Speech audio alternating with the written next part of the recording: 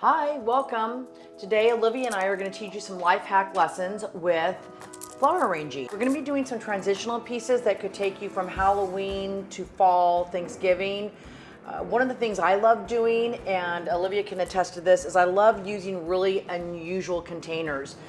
Whether it's a vintage pot or a new vase or another vintage or even a pumpkin. So we're going to show you some just different fun ideas that anybody can do, really relatively easily pick up. You could even use a glass vase if you wanted, but these are just some quick fun hints that we think you'll enjoy. So we're going to start with our vintage bowl vase. It's a footed vase, and I love this piece because it's so unusual and it's such a great color. Oh, it's orange, so yeah, perfect. I know, and it kind of variegates, so it's really fun. I picked this up about, I don't know, 10 years ago in Palm Springs at a vintage store. And one of the things that we usually have to do when you have this wide of a mouth is you can use floral tape. Oasis works great too. I just prefer the floral tape because I always like clear and clean water. So what you do is you make a grid so that your stems can balance off of that. And then we're gonna pour some water in here. Okay. Okay. Is that enough? Yeah, we'll fill that up though again for us, okay? So what we have here is we went and I'm doing more of a Halloween in this footed bowl for us because I wanted it to be something that I could use, you know, both on my table and make it a little bit more on the, not spooky sense, but more Halloween-y. I got some gorgeous purple scabiosa that's almost a chocolatey color, and we got wild marigold. Instead of the standard marigold, we did some gorgeous orange zinnias, and we've done all the wild and fun different colors of the sunflowers. We've even done gorgeous deep purple callas, and then fuzzy. Where are the fuzzy sunflowers? They're so pretty. They're kind of like fluffier. And see how pretty that is? So pretty. And then we also got our little white blossom balls. Oh, those are my favorite I ones. know, they're so fun. So we're cute. gonna go ahead and show you. It doesn't have to be an expensive and expansive project when you're doing a flower arrangement. And it should be something that you think will last and delight everybody around you. We're gonna do some filler first because that will help prop the bigger stems up, and we want things to hang down a little bit so it'll be pretty. And I like to use the natural foliage lower on the stem when we're cutting like that, so it makes it look like it's still connected to the full branch even though it's not. So like on these zinnias, do you see how these zinnias are? Instead of cutting the whole thing, I can go like this and cut. And again, I know I've said this before on our tutorials and life hacks, but we always want to cut at a sharp diagonal. That allows the flower to breathe and suck up the most water. I also get asked a lot about putting different things into your water. And yes, there are some things that can help. I am a huge believer, and always have been, that clear, clean water is the best thing for your stems. And I would not put anything in it. I would just change your water more often. Every couple of days is fine. And you know, especially in an arrangement like this, you can lightly tilt it out and then keep refilling, and it would stay clean for a very long time. So we're gonna keep moving on with this. And again, I'm cutting 2 pieces of the foliage like this. I'm putting it in and doing this again and again. So we just got 3 foliages off of 1 branch, and it's gonna make it look really natural and beautiful. So I also like to use really natural herbs in my arrangements, and I pulled a whole bunch of lammerre, which is so pretty, and we're gonna cut this. And this does not have to be at a diagonal like normal. And we're gonna kind of put it into some of the bigger spots throughout the arrangement, through the grid that we created. And I'm kind of doing it in a diagonal.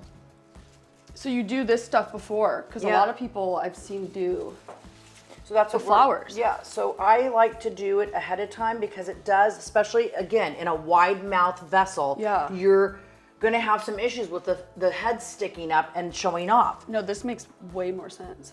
So now we've created kind of a little oasis for the flowers to stand up in with our grid and with the foliage. So we're gonna put the leftovers over here because we'll probably be able to use those in another one of our arrangements. And now we're gonna go ahead and start adding in some of the flowers. Now again, we don't want this to be a gigantic, huge, tall arrangement. So we want it to be a little bit on the smaller scale side, low, because if this was at your dining table, you wouldn't want people to have to look around to get over it to see it. So you can see how we're cutting these. I cut off a huge portion of that. So we're gonna go to this one now, which I love the multicolors. And again, it's not very long. We're just sticking it in like this. Pretty. I know, right? Do you want me to take the, what do you call, foliage off? The foliage? This? So or do you keep this? No, we can on this one because anything that's bruised you don't want to use. So if it's bruised or a little dented, you can pull that off. Okay. But then what we can do is on this, Olivia. What? See? You can cut from here. Oh. And you have the bloom. Smart. And then, and then you have this. Then you have that. So, but this is too long. So what we'll do is we'll cut this at a diagonal. Okay. And use these. Oh, cool.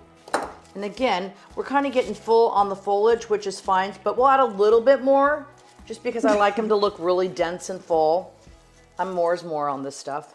She's more is more on everything. Kind of. Average is not her thing. At all. You're giving away all of our secrets. So, and then here we go on this. The callas, these are so cool. Those are really pretty. And they reminded me, I mean, yes, they can be very fall and Thanksgiving, but this is more for Halloween. And so I'm doing a very fun, that's transitional still, but I thought these kind of could even be a little spooky if you wanted them to be. Yeah, they are really spooky. Then we're gonna do some, here, let's give the balls. Yes. We're gonna do some balls. These are my favorite. And you know, I usually know all the names, and Lord knows I'm getting old. I cannot remember the name of this. So we're calling them white balls. They look like little white raspberries. I know they We'll call them white raspberries. You don't want to call them white balls? Okay, white balls, whatever. We can call them white raspberries. Okay. They're cute. You want more? Yes, we want lots, actually, because this is a real It already fun... looks really pretty. Are you using all of these in it? No, we're gonna, I think, well, we are. We'll use some of the marigold, and we'll use a variety of this, but we're, you know, doing some fun filler on it. So we're gonna put the white raspberries, as Olivia wants to call them. And, okay, that's too tight. Right, there we go. So, and it might get a little tough to get your grid going, but you'll get used to it and just work around it. So I just broke this one, but we can still use it because he's on the side. And then anything really short can just go in on your edges because they'll naturally start to climb over the vessel. So it makes it kind of look fun. Okay, there we go. Oh, I just dropped him out, didn't I? Can I put it in it? Yeah, go for it. Right here? Mm-hmm. Perfect. Cute. I know, isn't it darling? So cute. And then you're gonna just keep adding and turning. So this is, just so you can see, it's starting to fill up. Oh, so the key is to turn it and then do that section? Well, you want it to be all, you know, you don't want one side to be bare and you don't want to be overbearing on one side. You want it to, you know, be well-rounded. Okay, so, oops. Did you break one? No, it's fine. These ones are really ditzy. The flowers are ditzy? Are you saying I am? Not saying anything. And then these scabiosas are so fun and they're so delicate. So you want to be a little bit careful because they do drop. Yeah, you and need they're to be not super, a more you got to be really, really delicate. They're with not it. a more long lasting of the flowers. The sunflowers will last a really long time. So will the zinnias and so will the white raspberries and the callas. And some of this will not. So you have to, well, that's what you're calling them. So I'm following your suit, Olivia. That was really cute of you. Trying to let you have your deal. Thank you.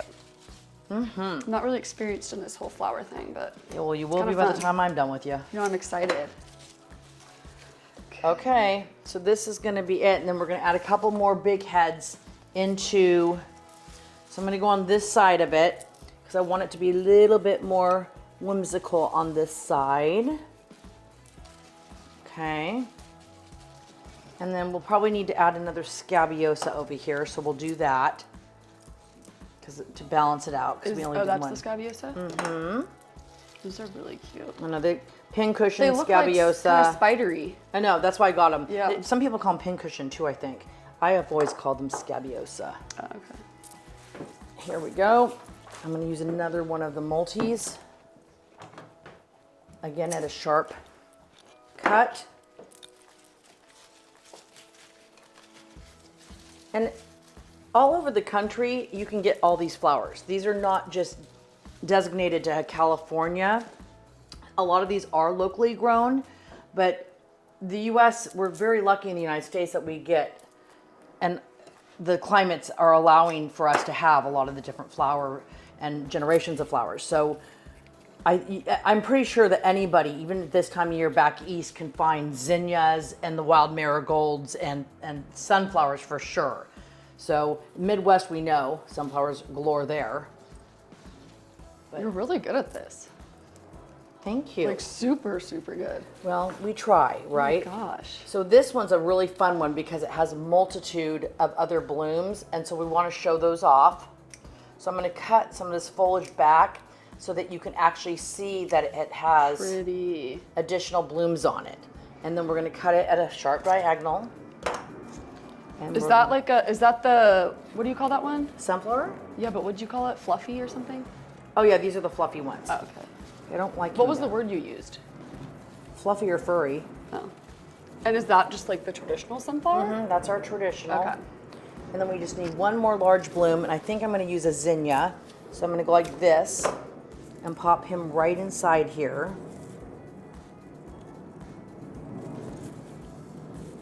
Have him peeking through. And then I think we're kind of done. And we'll turn him around. Pretty. So pretty. So Love let's make it. sure there's no other holes. But there we go. So there So you have pretty. a finished Oh my gosh, product. I love it. Very fall, very Halloween. Okay, cute. I love how you did that. Its own little section. Cute. And there you go. It's a really pretty, fun little arrangement. And it literally took us how many minutes? So Yeah. hopefully you enjoyed that. And we are going to now do a carved pumpkin arrangement, which I've done for many, many years. I also use them for soup, which I know people do. So stay tuned and we'll show you that.